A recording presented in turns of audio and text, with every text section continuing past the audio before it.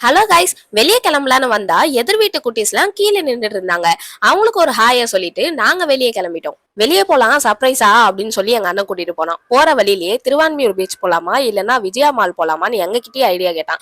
இதானடா உன் சர்ப்ரைஸ் அப்படின்னு சொல்லி விஜயா மாலே நானும் அண்ணியும் சூஸ் பண்ணோம். ஒரு வழியா எங்க அண்ணன் சர்ப்ரைஸா கூட்டிட்டு வந்த இடத்துக்கு வந்துட்டோம். நான் ஸ்கூல் காலேஜ் படிக்கும் போது ஃபோரம் மால் தான் இருந்துச்சு. இப்ப என்னடா நிக்சஸ் மால்னு சொல்லி பேரை மாத்தி வச்சிருக்காங்க. இந்த இடத்துல எதுக்கு இவ்வளவு பெரிய ஃபேன் ஓடுதுன்னு தெரியல. உங்களுக்கு தெரிஞ்சா கமெண்ட் பண்ணுங்க. வீல சுத்தி விட்டா கிஃப்ட் தருவோம்னு சொன்னாங்க. சரி என்னன்னு பார்த்தாக்கா 2500 ரூபாய்க்கு மால்ல எதனா செலவு பண்ணியிருந்தா நாங்க கிஃப்ட் தருவோம். நாங்க சுத்தி பார்க்க வந்த எங்களுக்கு எதுக்குடா கிஃப்ட்? போன இடத்துல சும்மா விண்டோ ஷாப்பிங் பண்ணலான்ட்டு எந்த செயின் பிடிச்சிருக்கு அப்படின்னு சொல்லி நானும் அண்ணியும் பேசிட்டு இருக்கும் போது, என்னம்மா இதை தானே பாக்குறீங்க அப்படின்னு சொல்லி கடைக்காரரே எடுத்து கையில கொடுத்துட்டாரு. என்னென்ன பார்த்துட்டு இருக்கும் போதே பொசுக்குன்னு எடுத்து கையில நீட்டிட்டீங்கன்னு சொல்லி கீழே வச்சுட்டு வந்துட்டோம். சேல்ஸ்ன்னு சொல்லி எவ்வளவோ விளம்பரத்தை பார்த்திருக்கேன். ஆனா இந்த அளவுக்கு நான் இது வரைக்குமே பார்த்தது இல்ல. சாரில மட்டும் தான் போட்டிருக்காங்கன்னு பார்த்தா இந்த சைட்ல திரும்பினா ஷால்லையும் போட்டு வச்சிருக்காங்க. எல்லா இடத்தையும் பார்த்து முடிச்சுட்டு லாஸ்ட்ல ஃபுட் கோர்ட் போயிருந்தோம். டாக்கோ அதுக்கப்புறம் ஐஸ்கிரீம் தான் ஆர்டர் போட்டிருந்தாங்க. எனக்கு டாக்கோ அந்த அளவுக்கு பிடிக்கல. ஆனா ஐஸ்கிரீம்ல மேங்கோ ஃபிளேவர் செமையா இருந்துச்சு. மித்ராக்கும் ஐஸ்கிரீம்னா ரொம்ப பிடிக்கும். ஆனா ஐஸ்கிரீம் ரொம்ப கொடுக்க கூடாதுன்னு சொல்லி வீட்ல இருந்து எடுத்துட்டு வந்த வாழைப்பழத்தை இந்த ஐஸ்கிரீம்னு சொல்லி ஏமாத்தி கொடுத்தா பொண்ணு உசாரா இது ஐஸ்கிரீம் இல்ல எனக்கு வேணாம்னு சொல்லி கையாட்டிக்கிட்டு இருந்தா. அடுத்து எல்லாருக்குமே பிடிச்ச பொம்மை செக்ஷனுக்கு வந்திருந்தோம்.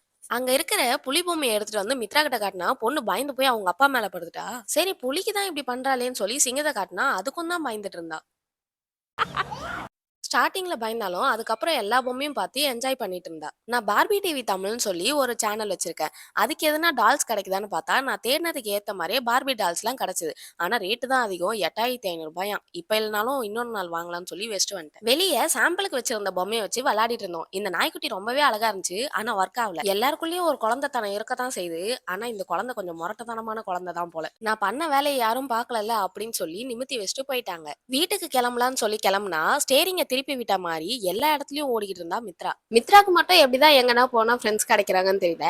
எங்க போனாலும் அவ சைஸ்ல ஒரு ஃப்ரெண்டு மாட்டிடுறாங்க. இவ என்னடா ஹேண்ட் ஷேக் பண்ணதுக்கே இந்த குதி குதிக்கிறான்னு சொல்லி புது பாப்பா வித்தியாசமா பார்த்தா.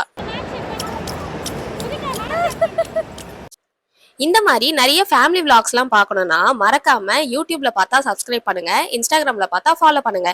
உங்க எல்லாரையும் நாங்க அடுத்த வீடியோல பார்க்குறோம். பாய் பாய்.